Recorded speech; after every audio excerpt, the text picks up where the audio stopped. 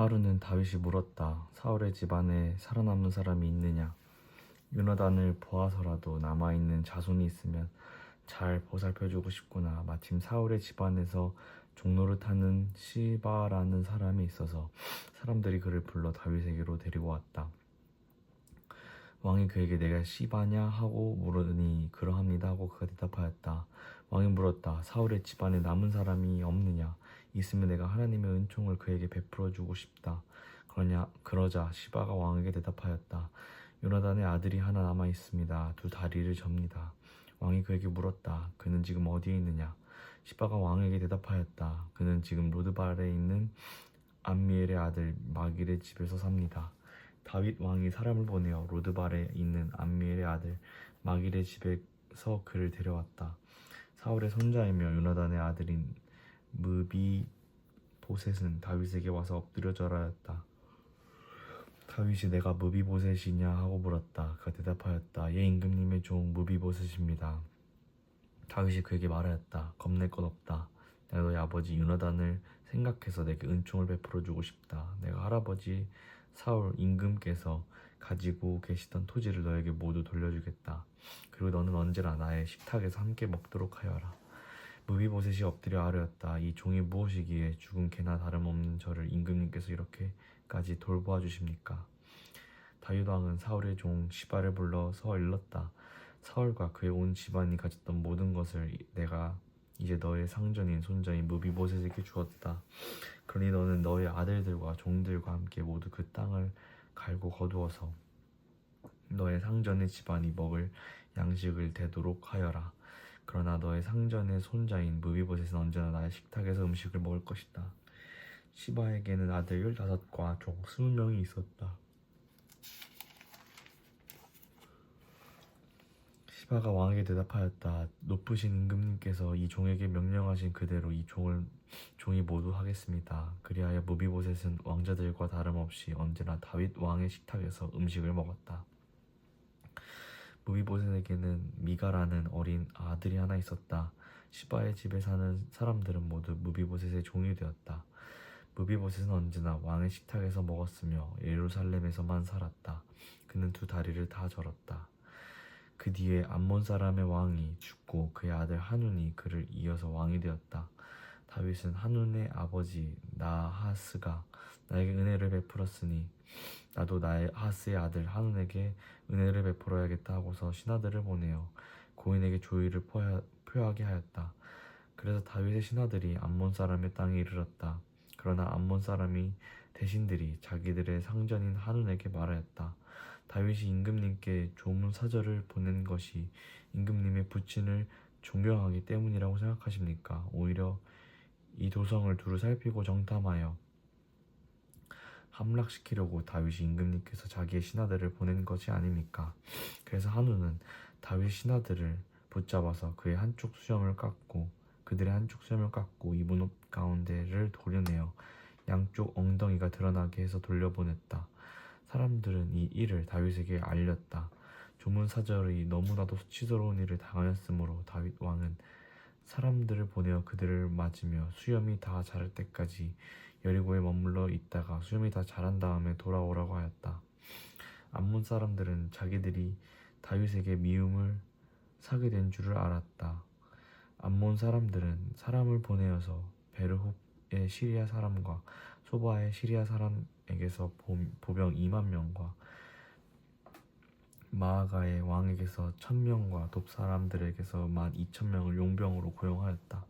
다윗은 이 소식을 듣고 요압에게 부대를 맡겨서 출동시켰다. 암몬 사람도 나와서 성문 앞에서 진열을 갖추었으며 소바와 르홉의 시리아 사람들과 돕과 마아가의 용병들도 각각 들녘에서 전열을 갖추었다. 요압은 적이 자기 부대의 앞뒤에서 전열을 갖추어 포진한 것을 보고 이스라엘의 모든 정예병 가운데서 더 엄격하게 정예병을 뽑아서 시리아 군대와 싸울 수 있도록 전열을 갖추었다. 남은 병력은 자기의 아우 아비새에게 맡겨 암몬 군대와 싸우도록 전열을 갖추게 하고서 이렇게 말하였다. 시리아 군대가 나보다 더 강하면 내가 와서 나를 도와라. 그러나 암몬 군대가 너보다 더 강하면 내가 가서 너를 돕겠다. 용기를 내어라. 용감하게 싸워서 우리가 우리 민족을 지키고 우리 하나님의 성읍을 지키자. 주님께서 좋게 여기시는 대로 이루어 주실 것이다. 그런 다음에 요압이 그의 부대를 거느리고 시리아 사람들과 싸우러 나아가니 시리아 군인들이 요압 암몬에 도망하여 버렸다. 암몬 군인들은 시리아 군인들이 도망하는 것을 보고 그들도 아비세압에서 도망하여 성으로 들어가 버렸다. 요압은 암몬 군대와 싸우기를 그치고 예루살렘으로 돌아왔다.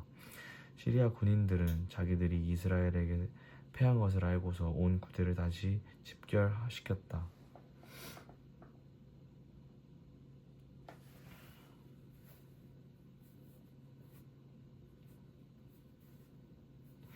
그때 하닷에셀이 사람을 보내어서 유프라테스 강 동쪽에서 있는 시리아 군대를 동원시켰으므로 그들이 헬람으로 왔다.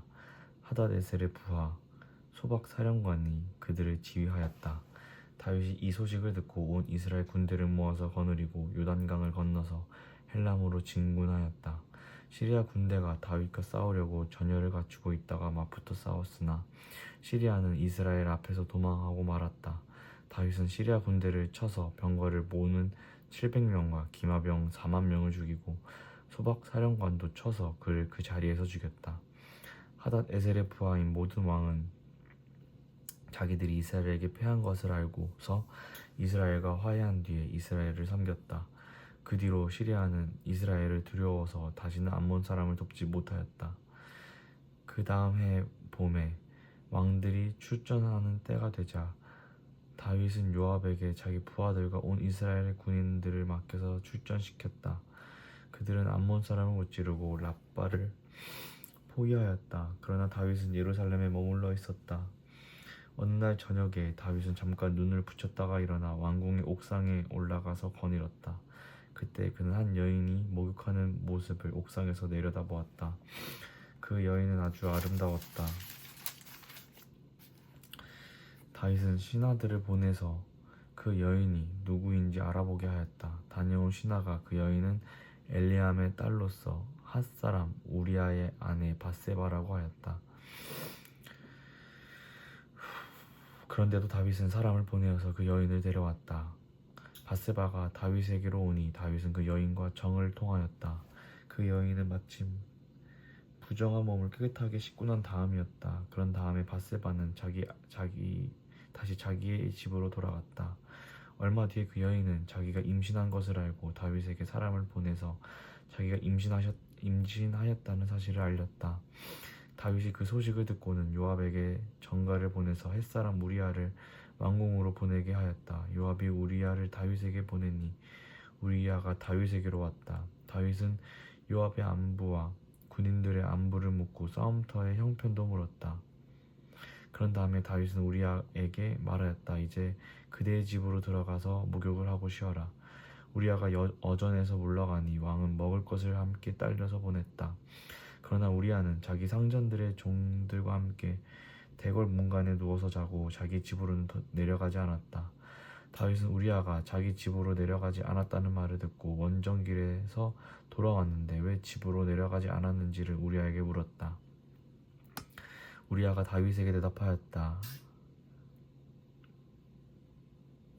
언약궤와 이스라엘과 유다가 모두 장막을 치고 지내며 저와 상관이신 요압 장군과 임금님의 모든 신하가 벌판에서 진을 치고 있습니다. 그런데 어찌 저만 홀로 집으로 돌아가서 먹고 마시고 나의 아내와 잠자리를 같이 할 수 있겠습니까?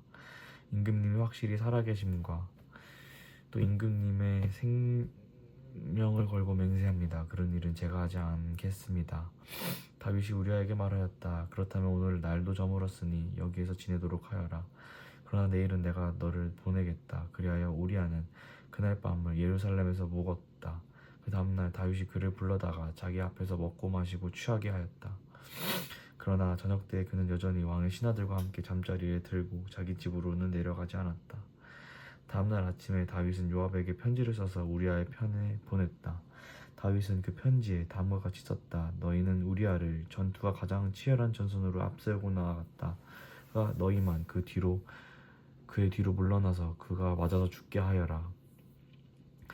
요압은 적의 성을 포위하고 있다가 자기가 알고 있는 대로 적의 세력이 가장 강한 곳에 우리아를 배치하였다.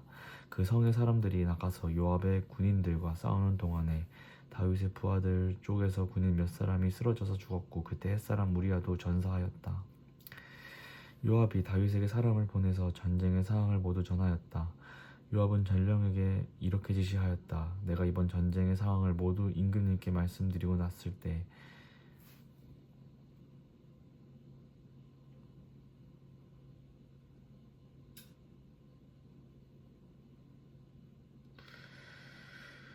임금님이 화를 내시며 내게 말씀하시기를 너희가 왜 그토록 성에 가까이 가서 싸웠느냐. 적의 성벽 위에서 적병들이 활을 쏠 줄도 몰랐단 말이냐. 요룹베셋의 아들 아비멜렉을 누가 쳐서 죽였느냐. 어떤 여자가 성벽 위에서 그의 머리 위로 맷돌 윗짝을 던져서 그가 데스벳에서 죽지 않았느냐. 그런 것을 알면서 너희가 무엇 때문에 그토록 성벽에 가까이 갔느냐 하시면 너는 임금님의 부하 햇사람 우리아도 죽었습니다 하고 대답하여라.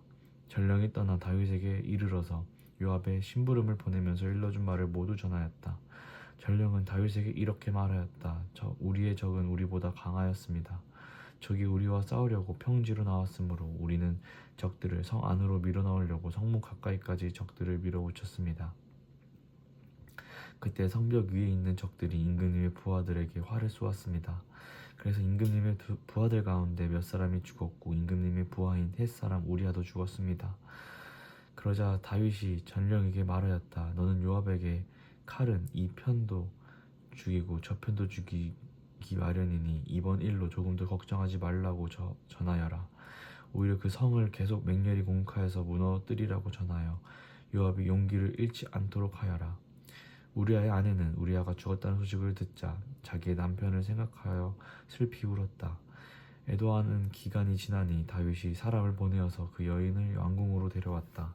그 여인은 이렇게 하여서 다윗의 아내가 되었고 그들 사이에서 아들이 태어났다. 그러나 주님께서 보시기에 다윗이 한 이번 일은 아주 악하였다. 주님께서 예언자 나단을 다윗에게 보내셨다. 나단은 다윗을 찾아와서 이런 이야기를 하였다. 어떤 성읍에 두 사람이 살았습니다.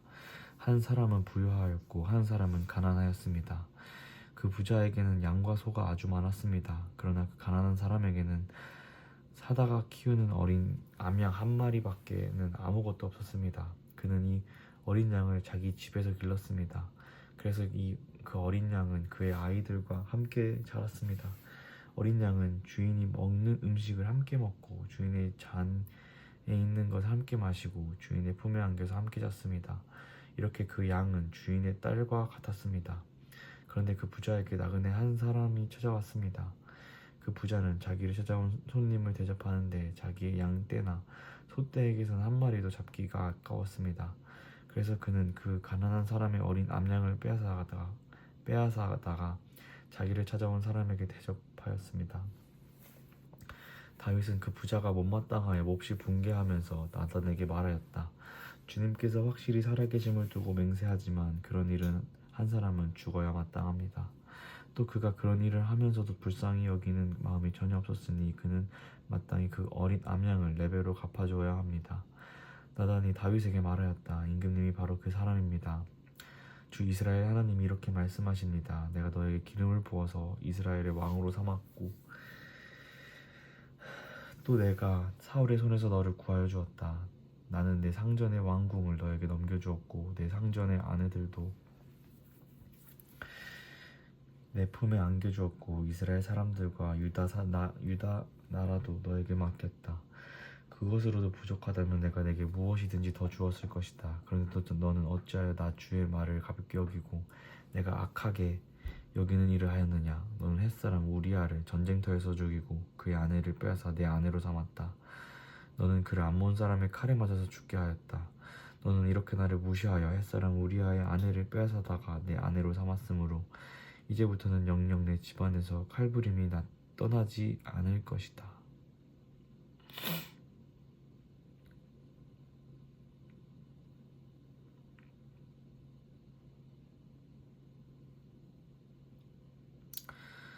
주님께서 또 이렇게 말씀하십니다. 내가 너의 집안에 재앙을 일으키고 내가 보는 앞에서 내가 너의 아내들도 빼앗아 너와 가까운 사람에게 주어서 그가 대낮에 너의 아내들을 욕보이게 하겠다.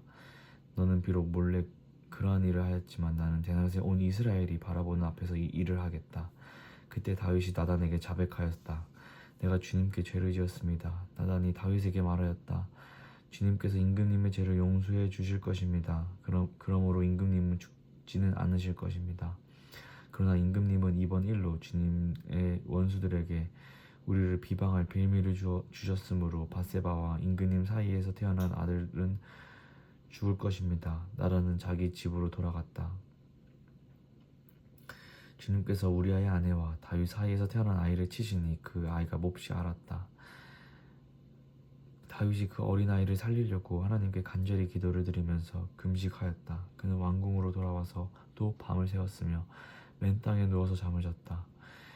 다윗 왕궁에 있는 늙은 신하들이 그에게로 가까이 가서 그를 땅바닥에서 일으켜 세우려고 하였으나 그는 일어나려고 하지도 않고 또 그들과 함께 음식을 먹으려고도 하지 않았다. 그러다가 이레째 되는 날에 그 아이가 죽었다. 그러나 다윗의 신하들은 아이가 죽었다는 것을 다윗에게 알리기를 두려워하였다. 어린 왕자가 살아계실 때에도 우리가 드리는 말씀을 듣지 않으셨는데 왕자께서 돌아가셨다는 소식을 우리가 어떻게 전하여 드릴 수 있겠소? 그런 소식은 임금님의 몸에 해로울지도 모르고.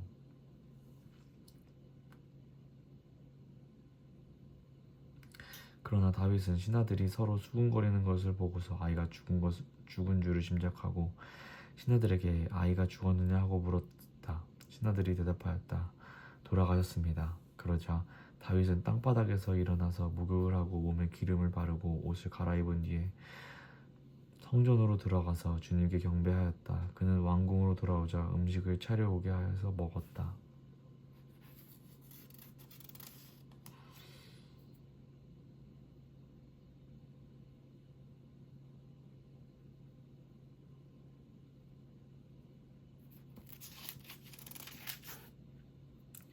신하들이 다윗에게 물었다. 왕자가 살아계실 때에는 임금님께서 식음을 전폐하고 슬퍼하시더니 이제 왕자가 돌아가시자 임금님께서 일어나셔서 음식을 드시니 이것이 어떻게 된 일입니까?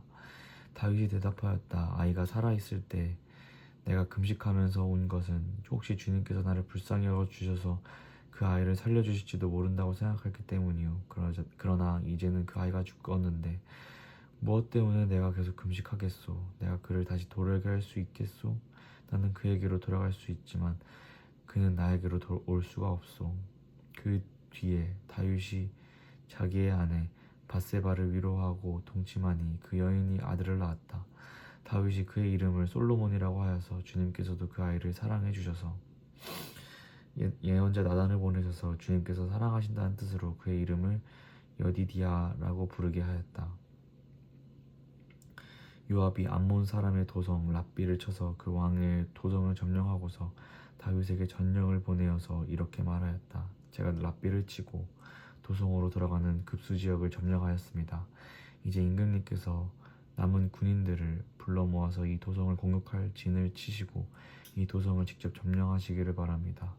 제가 이 도성을 점령하기보다는 임금님께서 이 도성을 점령하셔서 임금님의 아들이 승리자의 이름으로 기록되게 하여 주시길 바랍니다.